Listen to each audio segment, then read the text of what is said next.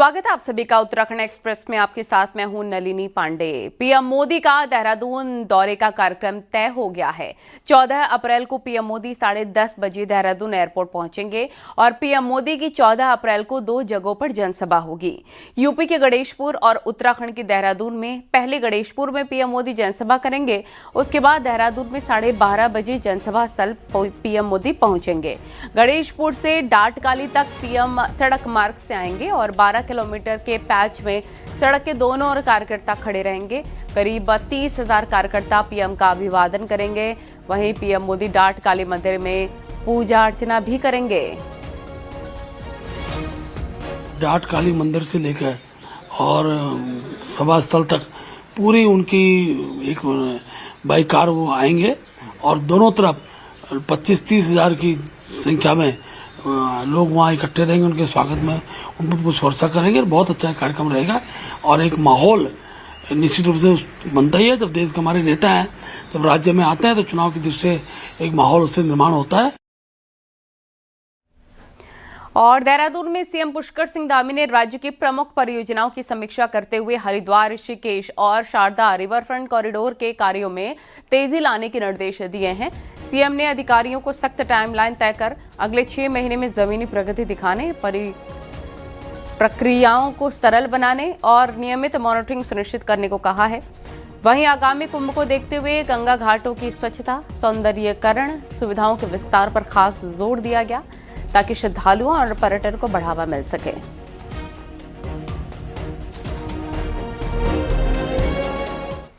और सीएम पुष्कर सिंह धामी ने टिहरी में चल रहे पुलिस वाटर स्पोर्ट्स गेम्स का वर्चुअली शुभारंभ किया है। और पुलिस वाटर स्पोर्ट्स गेम्स में देश भर की 19 पुलिस टीमें हिस्सा ले रही हैं और कायाकिंग और कैनोइंग जैसे वाटर स्पोर्ट्स गेम्स में खिलाड़ी अपना करतब दिखाएंगे। खास बात यह है कि पुरुषों के साथ 136 महिला खिलाड़ी भी हिस्सा लेंगे। 12 अप्रैल तक वाटर स्पोर्ट्स गेम्स चलेंगे।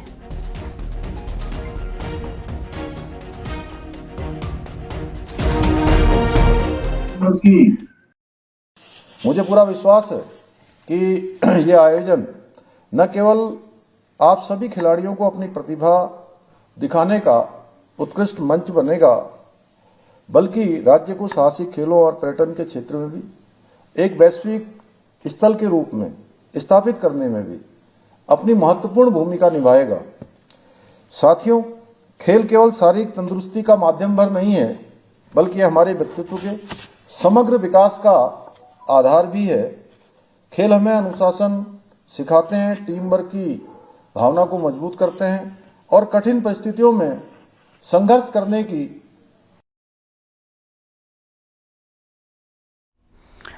और उत्तराखंड कांग्रेस में अंदरूनी कलह की खबरों के बीच प्रदेश प्रभारी शैलजा 5 दिन के उत्तराखंड के दौरे पर हैं। अपने दौरे के पहले दिन रुद्रपुर पहुंचने पर कांग्रेस कार्यकर्ताओं ने, नेताओं ने शैलजा का स्वागत किया है। वहीं शैलजा ने पूरी मजबूती के साथ 2027 का विधानसभा चुनाव लड़ने और जीतने की बात कही है। शैलजा ने कहा कि जल्द ही सभी नेताओं के कार्यक्रम लगाए जाएंगे और सभी लोग जनता के बीच पहुंचकर अपनी बात रखेंगे। लेकिन इन सब के बीच सवाल इस बात का है कि क्या कांग्रेस के अंदर कलह को शैलजा थाम पाएंगे?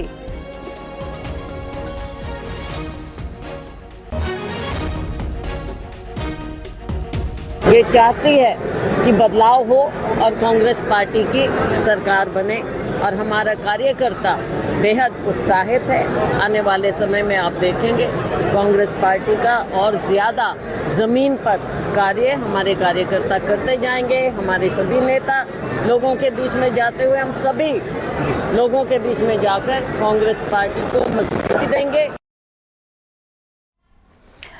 उत्तराखंड कांग्रेस 2027 विधानसभा चुनावों की तैयारी में जुट चुकी है और इसी को देखते हुए पार्टी के प्रदेश प्रभारी कुमारी शैलजा ने उत्तराखंड का दौरा शुरू कर दिया है। बुधवार से उनका दौरा कुमाऊं में तराई की धरती से शुरू हुआ है, लेकिन डर के पहले ही दिन शैलजा ने ऐसा संदेश दिया है जिसकी चर्चा काफी ज्यादा हो रही है। आपको रिपोर्ट दिखाते हैं।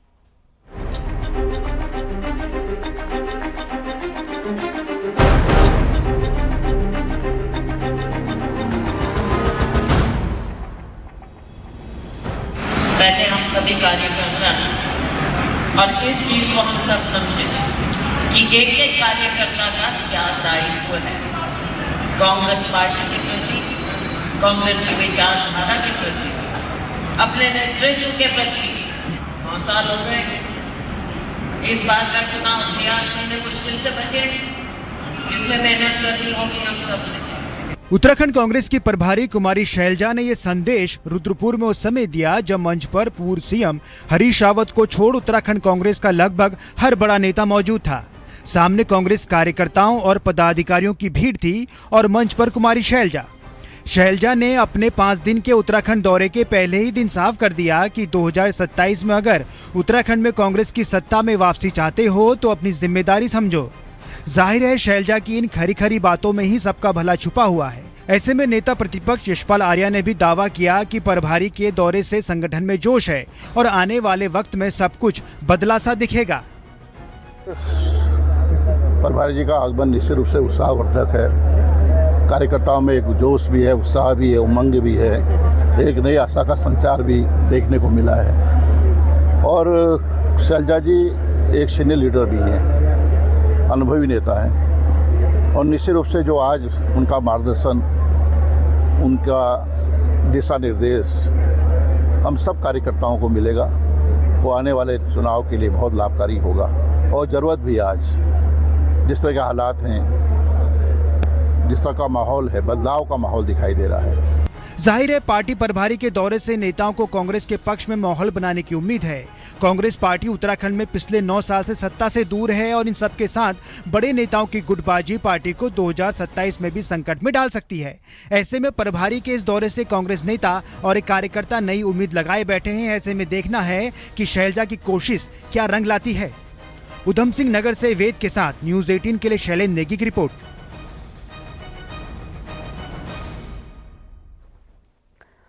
हरिद्वार के गांव इब्राहिमपुर में पारिवारिक विवाद उस समय खूनी संघर्ष में बदल गया जब दोनों पक्षों के लोग आमने सामने आ गए। दोनों पक्षों में जमकर मारपीट हो गई। बताया जा रहा है कि जमीन बंटवारे को लेकर चल रहे पुराने विवाद ने अचानक तूल पकड़ लिया। पहले कहा सुनी हुई, इसके बाद मामला बढ़ता गया और लात घूसों तक नौबत आ गई। कुछ ही देर में दोनों पक्षों के लोगों ने लाठी डंडों और ईंट पत्थरों से एक दूसरे पर हमला कर दिया। इस हिंसक झड़प में करीब 6 से 8 लोग घायल हो गए हैं, जिन्हें इलाज के लिए नजदीकी अस्पताल ले जाया गया। घटना के दौरान मौजूद ग्रामीणों ने मारपीट का वीडियो बना लिया, जो अब सोशल मीडिया पर तेजी से वायरल है।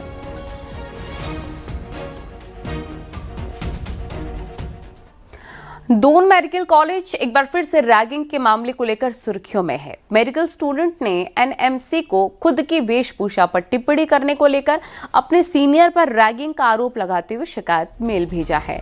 हालांकि मेडिकल कॉलेज के निदेशक अजय आर्य का कहना है कि पूरे मामले में दून मेडिकल कॉलेज की प्रिंसिपल गीता जैन से जानकारी ली गई है और 3 दिन में रिपोर्ट देने को कहा है। आपको बता दें, इसी साल दून मेडिकल कॉलेज में रैगिंग से रिलेटेड ये तीसरा केस रिपोर्ट हुआ है। इसमें जस्ट उसको ही बताया कि अपना वेशभूषा और ये अपने कपड़े बाल ठीक बना के लाओ, जहाँ तक अभी तक है। इसके बारे में मैंने प्रिंसिपल दून मेडिकल कॉलेज को इंस्ट्रक्शन दे दीजिए कि रैगिंग कतई भी बर्दाश्त नहीं है। इस पर आप कार्रवाई करके मुझे 3 दिन के अंदर अवगत कराएं। अल्मोड़ा जिले के लमगड़ा ब्लॉक में तैनात अकाउंटेंट हर सिंह बिष्ट को विजिलेंस की टीम ने गिरफ्तार कर लिया है। आरोप है कि अकाउंटेंट ने शौचालय निर्माण टेंडर की एफडीआर रिलीज करने के नाम पर रिश्वत मांगी थी और विजिलेंस ने घूस लेते रंगे हाथों गिरफ्तार कर लिया।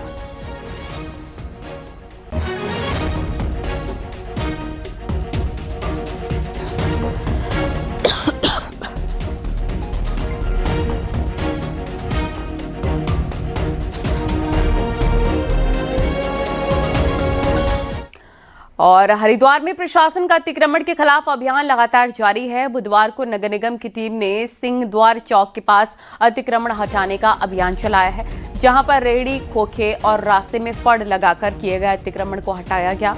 और इस दौरान प्रशासन की टीम को देखकर दुकानदार अपना सामान बचाने के लिए दौड़ते भी नजर आए हैं। दरअसल 4 धाम यात्रा से पहले प्रशासन की टीम हरिद्वार में कई जगहों पर अवैध अतिक्रमण के खिलाफ अभियान चला रही है, ताकि 4 धाम यात्रा में भीड़ का दबाव बढ़ने से किसी तरीके की असुविधा न हो और ट्रैफिक कंट्रोल भी आसानी के साथ हो सके।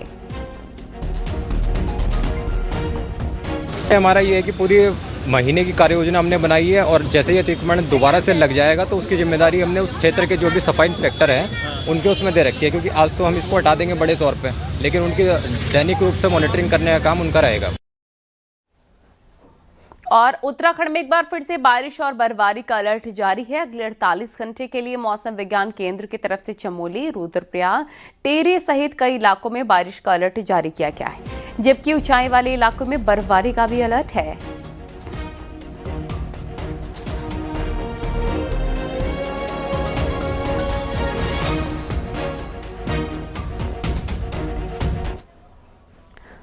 अप्रैल का महीना, लेकिन गर्मी का अता पता ही नहीं है। मौसम ने पूरी तरीके से करवट ले ली है। पहाड़ से लेकर मैदान तक तापमान में गिरावट दर्ज की जा रही है। उत्तराखंड के ऊंचाई वाले इलाकों में लगातार बर्फबारी हो रही है। देखिए ये खास रिपोर्ट।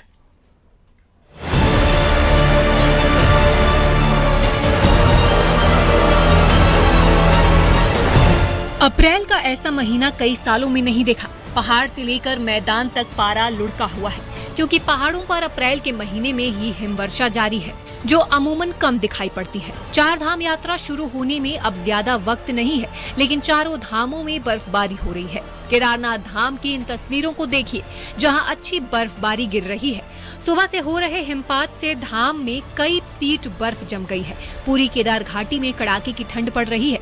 ऐसा लग रहा है मानो दिसंबर जनवरी का महीना चल रहा हो। 22 अप्रैल से केदारनाथ के कपाट खुलने वाले हैं।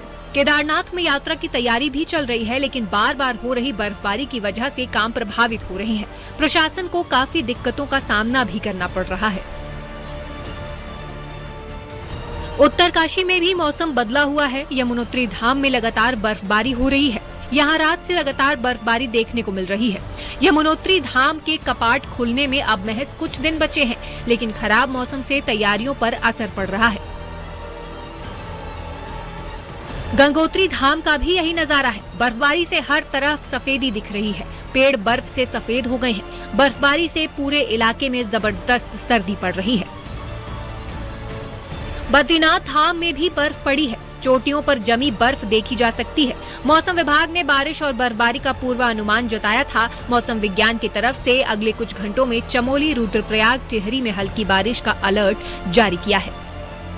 Bureau report, news 18, Uttar Pradesh, Uttarakhand.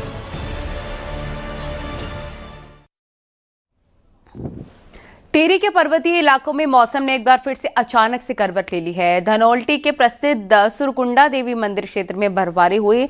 करीब 9000 फीट की ऊंचाई पर स्थित इस शिखर पर अप्रैल में बर्फ गिरना लोगों के लिए हैरानी भरा है और काफी रोमांचक भी। वहीं अचानक से बदले मौसम से पूरे इलाके में ठंड और बढ़ गई है। तापमान में गिरावट भी दर्ज की गई।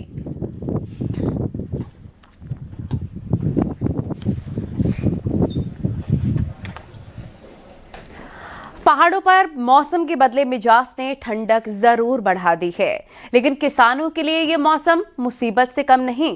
कोल्ड अटैक की बाढ़ से खेती बर्बाद हुई है, जिससे अब किसान काफी टेंशन में हैं। मौसम की मार पहाड़ों के किसानों पर पड़ी है। लगातार बारिश और ओला गिरने से सब्जी किसानों को नुकसान हुआ है, तो वहीं फ्रूट बेल्ट में बागवानी पर भी कोल्ड अटैक हुआ है। नैनीताल के उखलकांडा, धारी, बेताल घाट, रामगढ़ ब्लॉक में पड़ी मौसम की मार से किसानों की उम्मीदों की खेती पर ग्रहण लग गया है। अब किसानों को आगे की समस्या खो गई है कि खेती कैसे की जाए। ओले गिरे तो ये हाल कर दिया सब मटर का, तो इसमें क्या भाव जाएगा, क्या ये हमें कोई बिल्कुल समझ में नहीं आ रहा सर, ये क्या होगा, कैसा होगा इस बार फसल का। सब दागी बना दी ये मटर, पूरी फसल बेकार हो गई। आलू, पुलम, सेव, नाशपाती। पूरे क्षेत्र में जो काश्तकार है, इससे लगभग करीब 20% लोग ऐसे हैं कि जो इसका इंश्योरेंस करा के रखते हैं, तो उनको तो मुआवजा मिलेगा, लेकिन जो बाकी हमारे 80% लोग रहते हैं वो तो बेचारों का वैसे ही नुकसान हो गया है। इस बार सर्दियों में कम बारिश हुई तो बागवानी पर असर पड़ा। जब फ्लावरिंग और फ्रूट सेटिंग हो रही थी तो ओलों ने किसानों की रही सही उम्मीद ही खत्म कर दी। हालांकि प्रशासन जरूरी मुआवजे का मरहम लगाने की बात कर रहा है। दृष्टि से जो हमारे आलू और जो हमारे बागवान हैं, उन लोगों की फ्लावरिंग का सीजन है, तो उसके नुकसान की खबरें आ रही हैं, तो मुख्य कृषि अधिकारी और मुख्य उद्यान अधिकारी को उन प्रभावित क्षेत्रों में सर्वे करने के लिए और जो अनुमन्य राहत सहायता है वो उपलब्ध कराने के लिए कहा गया है। बहरहाल नैनीताल के पहाड़ी हिस्सों में बागवानी और सब्जी का उत्पादन होता है, लेकिन 1/3 किसान ऐसे हैं जिन्होंने फसलों का बीमा ही नहीं किया और नुकसान पूरा हो गया है। ऐसे में मौसम की चोट से किसान कैसे उबरेंगे, शायद इसका जवाब किसी के पास नहीं। न्यूज़ 18 के लिए नैनीताल से वीरेंद्र बिष्ट की रिपोर्ट।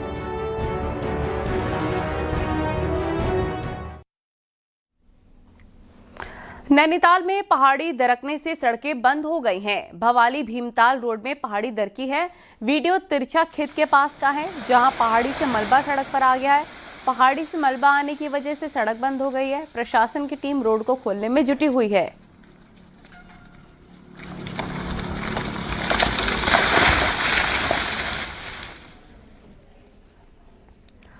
खबरें आगे भी जारी रहेंगी। फिलहाल आपको दिखाते हैं पहाड़ टॉप 10 न्यूज। रुद्रप्रयाग में एसटीएफ ने पार्षद प्रकाश धामी हत्याकांड में 25,000 के नामी शूटर को गिरफ्तार कर लिया है। नैनीताल में प्रशासन ने किताबों की दुकानों पर छापेमारी की है। ज्यादा कीमत की किताबें बेचने की लोगों ने शिकायत की थी। उधम सिंह नगर में बारिश से कई जगह सड़कों पर पानी भर गया। तेज बारिश से फसलों और बागवानी को काफी नुकसान हुआ है। बागेश्वर में हो रही बारिश से जंगलों में लगी आग पर काबू पाने में मदद मिली है। बारिश के बाद तापमान में गिरावट दर्ज की गई। विकास नगर में गुलदार के हमले में शख्स की मौत मामले में विधायक मुन्ना सिंह चौहान ने परिजनों से मुलाकात की, हर संभव मदद की बात कही। उधम सिंह नगर के प्रभारी मंत्री प्रदीप बत्रा का रुद्रपुर में स्वागत हुआ है। मंत्री बोले, तेजी के साथ राज्य में विकास के कार्य होंगे। हरिद्वार में ट्रैवल और होटल कारोबारी रजिस्ट्रेशन में यात्रियों की संख्या सीमित किए जाने पर नाराजगी जता रहे हैं। सिटी मजिस्ट्रेट हरिद्वार को ज्ञापन सौंपा गया। चमोली के तपोवन विष्णु गार्ड जल विद्युत परियोजना से प्रभावित ग्रामीणों और एनटीपीसी प्रबंधन के बीच गतिरोध खत्म होने के लिए बैठक हुई है। मामला हायर अथॉरिटी के सामने रखा जाएगा। अल्मोड़ा के गांधी पार्क में लोक निर्माण विभाग के पूर्व कर्मचारियों ने पेंशन की मांग को लेकर धरना दिया और जमकर नारेबाजी की। पौड़ी के जिला अस्पताल में राष्ट्रीय स्वास्थ्य मिशन के तहत मरीजों को 263 तरीके की जांचें फ्री में होंगी। योजना से गरीब और जरूरतमंद लोगों को काफी फायदा होगा। आगे बढ़ते हैं। उत्तरकाशी के चिन्याली सौड़ में उस वक्त हाई वोल्टेज सियासी ड्रामा देखने को मिला जब डीएम की जांच के आदेश के बाद पालिका अध्यक्ष विरोध में आर्च ब्रिज पर चढ़ गए। दरअसल डीएम प्रशांत आर्य ने नगर पालिका सभासदों के 4 दिनों के धरने और शिकायतों को गंभीरता से लेते हुए वित्तीय अनियमितताओं की जांच के आदेश दिए थे। जांच के आदेश जारी होते ही मामला और गर्मा गया। नगर पालिका अध्यक्ष मनोज कोहली सीधे चिन्याली सौड़ के आर्च ब्रिज पर चढ़ गए और डीएम को मौके पर बुलाने की मांग करने लग गए। अध्यक्ष की मांग में नगरपालिका के ईओ के ट्रांसफर को स्थगित करना, आपदा प्रभावित कार्यों को जल्द शुरू करना, जांच कमेटी को मौके पर बुलाना शामिल था। बाद में एसडीएम के आश्वासन के बाद मामला शांत हुआ है और पालिका अध्यक्ष पुल से नीचे उतर आए हैं।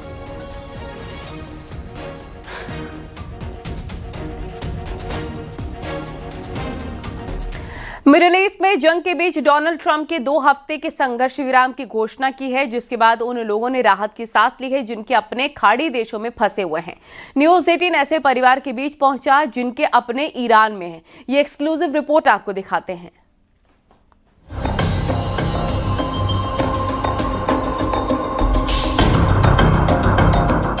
ईरान, अमेरिका और इजराइल का युद्ध तकरीबन महीने भर से ज्यादा समय से देश दुनिया में छाया है। देहरादून से भी कई ऐसे परिवार हैं जिनके अपने खाड़ी देशों में या नौकरी कर रहे हैं या वहां पढ़ रहे हैं। देहरादून के रिवायत अली खान के छोटे बेटे शाज आज से 7 साल पहले ईरान में इस्लामिक शिक्षा लेने गए थे। वहीं जब खाड़ी देशों में युद्ध शुरू होने की आहट हुई तो 1 महीने पहले ही उन्होंने अपने पिता को फोन पर बता दिया था कि जिस तरह के हालात हैं उन्हें कुछ भी हो सकता है। उनके पिता ने कई बार उन्हें भारत आने के लिए कहा, लेकिन वो आना ही नहीं चाहते थे। हमारी जिस दिन अटैक हुआ था कोम पे, पहला अटैक, उस दिन उसकी बात हुई थी और उसने ये कहा कि ऐसा है कि आज ये हमारी आखिरी गुफ्तगू है, पता नहीं दोबारा गुफ्तगू हो हमारी या आपकी हमारी बातचीत ना हो, क्योंकि अमेरिका ने अटैक कर दिया याकूब पे। अभी कोई नुकसान नहीं हुआ है और मैं बैंक में खड़ा हूँ, क्योंकि कुछ परमिट ले लें ताकि पता नहीं क्या हालात हों। इस वजह से मैं आपको बता रहा हूँ, परेशान ना होइएगा इंशाअल्लाह, और दुआ कीजिए कि शहीद हो जाए हम। शाज के भाई बताते हैं कि जब से सीज फायर की खबरें सुनी हैं, उन्हें काफी राहत मिली है। हालांकि इस बीच भाई से संपर्क नहीं हो पाया, लेकिन 2 दिन पहले बात करते हुए उन्होंने बताया था कि ईरान में जश्न मनाया जा रहा है। लोग सड़कों पर निकलकर शरबत पिलाते नजर आए, जबकि उनके पिता चाहते हैं कि बेटा किसी भी तरह भारत वापस आ जाए। स्ट्रेस तो रहता है, लेकिन फिर ये है कि वहां से एक आधा कॉल है तो एक तसल्ली होती है कि हाँ ठीक है, क्योंकि मेन जो अटैक का हब है वो तेहरान है, किलो कुम में, तो मतलब इम्पैक्ट तो है ही, लेकिन मेजर अटैक यहाँ नहीं हुए। इस बार तो हुए कुम में, लेकिन इनके आसपास नहीं हुए, इनके आसपास एक हुआ। बहरहाल कंडीशन नॉर्मल हो, इसकी उम्मीद हर कोई चाहता है, खासतौर पर वो परिवार जिनके अपने वहां फंसे हैं और वो भी जो नौकरी की आस में मिडिल ईस्ट जाने की तैयारी में हैं। न्यूज़ 18 के लिए देहरादून से भारती सकलानी उनियाल की रिपोर्ट।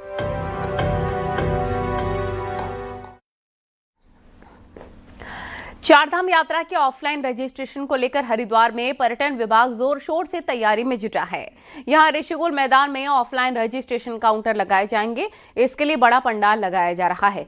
पिछले साल की तरह इस बार भी 20 काउंटरों पर ऑफलाइन रजिस्ट्रेशन हो सकेगा। इसमें महिलाओं और विदेशी नागरिकों के लिए अलग से काउंटर बनाए गए हैं।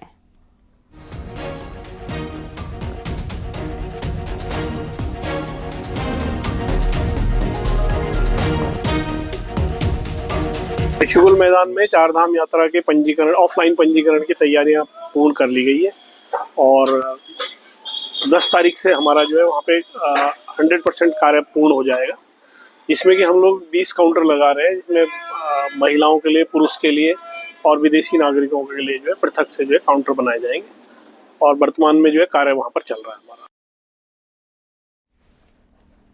प्रदेश में चल रहे ऑपरेशन प्रहार के तहत उधम सिंह नगर पुलिस ने साइबर अपराधियों के खिलाफ कार्रवाई की है। पुलिस ने 24 घंटे में 24 मुकदमे दर्ज कर साइबर ठगों के खिलाफ बड़ी कार्रवाई की और 5 संदिग्धों को हिरासत में लेकर पूछताछ कर रही है। एसएसपी ने कहा कि म्यूल अकाउंट, फर्जी सिम और साइबर ठगी किसी कीमत पर बर्दाश्त नहीं की जाएगी। इसी के खिलाफ ये कार्रवाई है। प्रहार इसी ऑपरेशन में जनपद उधम सिंह नगर पुलिस द्वारा सैकड़ों ऐसे म्यूल अकाउंट्स जिसका उपयोग साइबर फ्रॉडस्टर्स द्वारा फ्रॉड की धनराशि का यूज करने हेतु किया जा रहा था, ऐसे सैकड़ों अकाउंट्स को जनपद उधम सिंह नगर पुलिस द्वारा आइडेंटिफाई किया जा चुका है, जिसमें 24 ऐसे अकाउंट होल्डर्स के खिलाफ आज 24 मुकदमे अलग अलग थानों में दर्ज किए जा चुके हैं। 5 संदिग्धों को हिरासत में लेकर पूछताछ की जा चुकी है। ये ऑपरेशन लगातार आगे जारी रहेगा। खबरें जारी रहेंगी, रुकेंगे छोटे से ब्रेक के लिए।